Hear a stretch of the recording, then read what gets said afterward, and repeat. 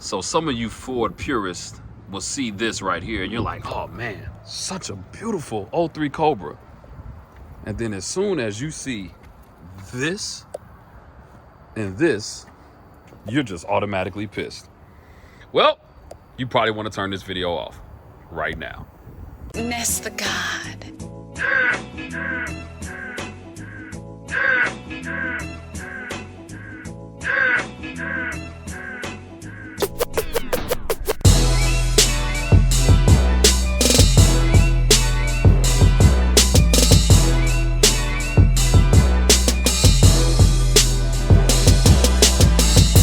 What is happening, everybody? It is your boy Kendall Sean back here with Blue Oval Media. And man, I am back here with my man Nick, who builds some of the most amazing builds, different builds that piss some of you all off. But hey, I like that type of stuff. I like it. So today, I'm gonna show you all something that you may not believe. So Ford, in 2002, decided to come out with the 2003 and 2004 Cobra. One of the most iconic Mustangs to ever leave the Ford plant. And what was in this car, they called the Terminator. That motor was amazing. As you all know, I have a Terminator inside of my notchback. But something happened a little bit different with this one. This is not what you think it is. Now, I know when you saw the intro, some of you all turned away, but some of you all decided to stay because you said, you know what? I want to know why he did this. Why? Some of you all are thinking, why would you ruin it? When actually he didn't do it at all. He actually made this thing a piece of art. So before I interview him, I want to let you all know that this is probably going to be one of the greatest stories that ever go on this channel, because what this car means to him. And I remember about a few months back, he told me the story of this vehicle. And, you know, he builds all these amazing cars and everything, but the story behind this vehicle is probably one of the greatest that'll ever be on this channel. And so I'm asking you all to stay tuned and listen to what he has to say about this car, what it is, why it is the way that it is, and how we got to here today. All right, so we're back with Nick, and he has this amazing build. Tell us about this beautiful car here. So this one's known as the Cobra. This one's the Cobra. Cobra. And so, you know, yeah, outside, it's looking like a 2003, 2004 Cobra. Mm-hmm. It's a 99. Got it's it. A 99. And so number one, I used to hope when people pull up, they think it was my 2-valve, right? Out here killing it with my 2-valve. Uh-huh. But you asked for the story on this car, and this car is pretty sentimental to me. Yeah. This one's gonna have to stay around a long time, and I'll tell you, you know, I don't know what order you're gonna release these videos, but I talked about when I was in high school, I had a Fox body, and that's what kind of started it all. And I had a guy that lived down the street. And remember, I said I had an 88 and an 89 GT. Yeah. And a neighbor kid, he lived about 6 houses down. I didn't know him, but this is probably 1993. He comes driving down the street, bright red 91 GT. It had the ponies, it had the airbag, right? 91, you knew it was a new car. And I was so freaking jealous of that car. That car and that guy ended up becoming my best friend. His name was Wilson Adams IV. Mm-hmm. And you know, just like anybody in your show, every car's got a story, and you just love how it brings people together. And that guy Wilson, he was my best friend. Up until he passed away 3 years ago. Wow. And so, you know, that was an unfortunate time. He is also the godfather to my youngest daughter. Wow. And so this guy meant a lot to me and my family. And so, you know, we grew up over time, and we had Mustangs and different things, and he went through kind of a tough spot in life, and one day he woke up and went out. This is probably about 3 years before he passed away, and just wanted a convertible Mustang to drive around. And he bought this car, and it was a 99 2-valve. It was an automatic car. Oh, wow. I believe at one point it had a blower. It had some hacked up wiring in it. But he just loved driving it, man. He loved driving it. A Cobra really wasn't in the budget for him at the time. And so that's what he drove, and he loved it. And unfortunately, he passed away from cancer. And what I'd say is when he was really sick, I was just finishing up my 93 Cobra, and we were about 2 months away from being at Mustang Week with it. And, you know, he was in pretty bad shape, and he said to me, you know, dude, you know, when I go, I want you to have that my Mustang. I want you to either keep it, build it, give it to my goddaughter, do whatever you want with it. Just do something with it. And so, you know, unfortunately he passed. I brought the car home. I brought it home and I put it in a trailer and I left it there for 2 years. I just wasn't really at a point in my life where I was ready to deal with that. Yeah. Right. And so I'll tell you, last fall, I brought it home and I said, I'm going to paint correct it. You know, it was on saline wheels, clean it up a little bit, drive it. Brought it home, did all that, put it in the garage. About 2 weeks later, I went out to drive it. Wouldn't start. Shocking. Wouldn't start. Mustang won't start, right? Car had 180,000 miles on it, wouldn't start, and most people would probably put a starter in it.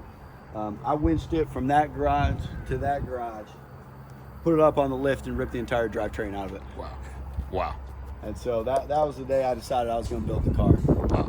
And I knew what I wanted it to look like in my head. I wanted it to look like an 0304 Cobra. You know it's going to have a Coyote just based on what I do. And so, good guy. If you haven't needed any parts from him and you're trying to do a Coyote swap, Eric at Midway Mustang, he's a buddy of mine. He also parts out cars. I called him up in the fall and I said, dude, you got to find me a wrecked 0304 Cobra. And he called me about a month later. He said, I got one. It drove over the railroad tracks. Undercarriage was destroyed, but the body was good. And so Eric took off that car. He took off the entire body. And so we got everything, you know, Terminator related for it. We got the entire interior. We got the Terminator cloth top. Took everything off that car to do this swap. And so John Wise did the engine bay in this car for me over the winter. Brought it back from paint and had my brother-in-law spray this one. He just opened his own shop. He did an excellent job on it. Paint is amazing. And I just wanted to keep it as stock looking on the outside as possible, except for my 5.0 badges. And so the last thing I'll tell you about Wilson, and I'll show you under the hood. This guy was an outdoor guy, man. He liked to hunt, fish. He loved being outside. He had those shitty AutoZone camo seat covers on his car. That's just how he rolled. And so as a small tribute to him, you'll see a little snow camo hydro dipping around. And that's our way to pay tribute to him. I love it. We tried to do the seats in that. I'll tell you, snow camo fabric is not very durable. And so we found that wasn't gonna work. So we had those Cobra seats recovered in Alcantara. I took the Cobra logos out, so you purists, Right. you know, you're not gonna completely lose your mind. Right. But otherwise, you know, the car's got that look, and so I Sweet. love the way it looks and drives. Well, let's take a look at everything.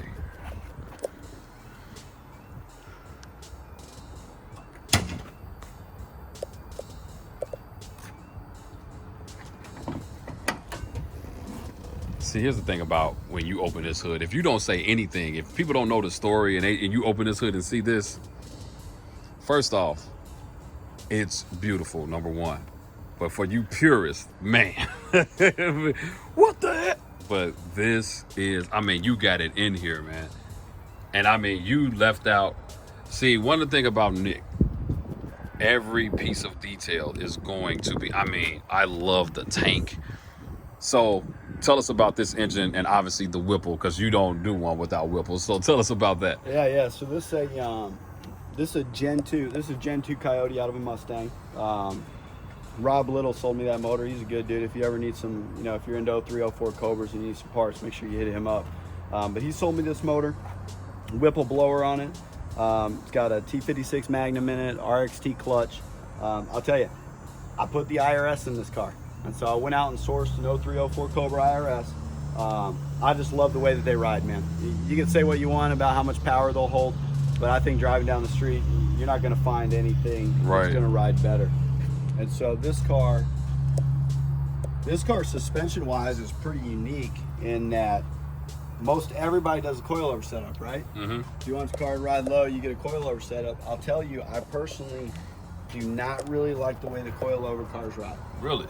I don't think that they're ever going to ride like factory cars.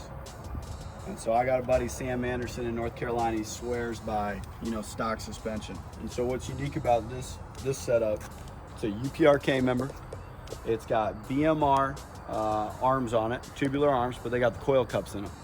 And so on this car, I put Racecraft 2-inch drop spindles. So if you look at the side of the car, I'm sure Ken will show you, it's sitting pretty low. I don't know how much lower it can physically go. And think about this. This car has a full height coil spring in it and isolators. Wow. So this car's got a full height coil spring and isolators in it, and it's riding low. And I'll tell you, you get a chance to ride in it, I think it rides friggin' amazing. Wow. I mean, whew. Look at the meat. Wow. It's slammed. I mean, it's there. It looks amazing. I mean, you have no gaps at all. Now, I like the way it turned out on these wheels. If you look close, you see I snuck some snow camo up in there too. I mean, look at that. Matching calipers. I mean, And so I don't know if anybody's seen the price increases on these CCW wheels these days. But oh. I personally couldn't justify spending that to drive around in something that I'm probably gonna daily this car once it's fully sorted in the summer. I'm gonna daily this car. Yeah. These wheels they're on, not many people know about them. They're Circuit Performance. They're CP21. The fitment on them is almost perfect for the new Edge car. They're 18 9.5 in the front, 18 11 out back. And Look at the lip. these wheels are cheap, man. You can get a full set of these wheels for about $600. The So lip. you're building on a budget. Yeah. I think they look pretty sharp for what they are. But then, like I said, if you're daily driving something, having $5,000 wheels, Yeah. the moment you hit a curb, it's over. Like, Yeah. I mean, you got it here as well. I mean, the paint, you know, is amazing. Everything. And then, let's look at this interior. So you swapped out all of the interior, got all of the 03, but you have something that I have never seen before in your interior. Look at these gauges, guys. Check out that gauge setup. And so here's the one thing that I learned that swapping this car is you gotta remember if you're dealing with anything that I'm sure the internet will correct me, but I believe 96 or 97 on up, you start having to deal with PATs, passive anti-theft Yep. systems, right? And so as you're thinking about a motor swap on one of them, how do you deal with that? How do you delete this and that? Especially if you're swapping the gauge cluster. Yep. Right? And so these cars, what I found out is the PATs, all it's doing is turning off the injectors. And so if you're using the control pack to control the starting, you can bypass a lot of that. Yeah. Right? A lot of people swapping these cars, I found out, leave the factory CCRM. You guys know what that is? It's here in the wheel well. It controls the fuel pump. It controls, you always find it like right in here inside the inner. Controls the fuel pumps, controls the fans, I believe, all kinds of stuff. But what I figured out was if I went to the Dakota digital gauges, I really didn't need any of that stuff to control any of the car. And so I literally ditched all the wiring coming forward in this car and deleted all that stuff. Wow. The only thing I left in the front was for the headlights and the fog lights. Gotcha. And I've got my control pack running everything else, and that's tying into the Dakota gauges. So if you're looking to swap one of these, consider swapping out those gauges, and then you no longer need any of that, factory wiring trying to figure out what you're doing. Wow. So bottom line, you all, you're looking at probably the cleanest daily driver of all time, okay? Because there is not a mark or scratch, and the paint is immaculate. You're looking at a detailed build. You couldn't tell me, if I was to see this car, you couldn't tell me that it's not an 03 or 04. But then, I mean, he has the power in here as well. I mean, when you see this with that, if anybody knows, I won't even say numbers, but if you know anything about these cars and anything about the Whipple and all of that, you should automatically know how much power is sitting in here. And so, and the car has AC. Let's make this clear. It has AC. So Nick is known for making sure that these cars have AC, and he specializes in not only just putting these amazing builds together, but he does AC. And so You want me to tell him the sad story? The first time you came out to see this car, the awful truth. Tell him about it. So I finished this car. My boy's anniversary, I believe it was on a Saturday, like 3 years of the day. That was my goal, trying to build this car on a deadline. Mm-hmm. And I finished this car on a Saturday. And on Monday, I was out doing some data logging for Lund, right? Again, I said, he's done a great job helping me tune these cars. Went out on Monday, was hearing a little funny noise in the trans. Didn't know if it was the new clutch, what it may be. Made a pull to 5,000 RPMs. Fuel trims looked good, car felt good. Told me to go back out and pull one to 7,500. 6,800 RPM. Felt like something just grenaded under the car. And I knew it was the trans or the clutch. And again, I said, dude, I finished the car on a Saturday. This was Monday. Right. And I got it up on the lift. Drive shaft was busted. Trans was destroyed. Shifter ripped off of it. Bell housing cracked. And insult to injury, it actually cracked the ears off the engine block. And so, look, man, maybe I made a mistake putting it together. Maybe had a bad parts combo. Don't really know what happened. All I know is that I've been there building stuff. Yeah, absolutely. Spend all that time, money, and energy, and something catastrophic happens. But fortunately, I just made the decision. The next day, I started pulling the car apart. Called a good guy if you needed Coyote short block. Sasho Steve down in Kentucky. Mm-hmm. My father-in-law made a run down there. Picked me up a short block. Went up to Michigan to see Fonzie Novello. He's a great engine builder. We put the motor back together on Friday night, and I think you're out here 3 weeks later. Yeah. And and we got it back on the road, man. So my point is, it ain't always easy. It's not. It ain't always pretty. You just got to keep going at it. So one of the things that I'm loving about this drive already is that the AC is cranking. Woo, man! Look, today is a hot day out here, but man, it's a beautiful thing. Like the ride on this car, like everything that he said about the suspension. I've only been in this car a few seconds, and I can feel how much difference there is. Man, I'm telling you. I know I mentioned him a couple times with Sam Anderson. He's like one of my go-to guys. Yeah. Trying to help me. Everybody's always trying to learn more knowledge, right? Yeah. And Sam turned me on to those spindles, and the racecraft spindles. Yeah. They'll give you a 2-inch drop and allow you to run true stock geometry front suspension. Wow. And so your ability to come out here and hit bumps and get an OEM type ride. Right. I mean, everybody swears by Maximum Motorsport coilovers. I personally have never ran them. Yeah. But I haven't found a coilover that rides like this. I may have to agree, but then I don't know if I know the bodies are the same, but I don't know if there's a difference because it's the new. I think you're definitely going to get a better ride than New Edge. Yeah, because it's a better platform. Listen, right? Don't get me wrong, the Fox is cool, but it's not this. Okay, it ain't no Cadillac at all. Like it's a Fox. Okay, like, and I have, man, what's the name of that company? Jesus, I have this expensive silver Viking. I have Vikings. Yep. Now on a turn and all that, it handles, but I also got those heavy springs in the front because I don't have the sway bar. Yeah. So I hate the fact that I have 325 springs in the front. Here's the other thing I'd say, man. We were talking about this earlier. Mm-hmm. T56 Magnum. Yeah, the Magnum. Oh, tell everybody. I've said it already, but please tell everybody the difference between a Magnum and a T56 is like night and day. I think the one thing to know is they're two completely different transmissions internally. Absolutely. And I've used both now. I've used both, and the difference between the way the T56 Magnum shifts and the T56 is just night and day. It's night and day, man. And so everybody's building on a budget, but if God forbid something happens to your T56, I'd really give it a hard consideration. Right. Very, because it's not that much difference. If you find a regular T56 online in comparison to the Magnums, these Magnums are going for $32, $33. It'll be the best $3,300 you ever spent.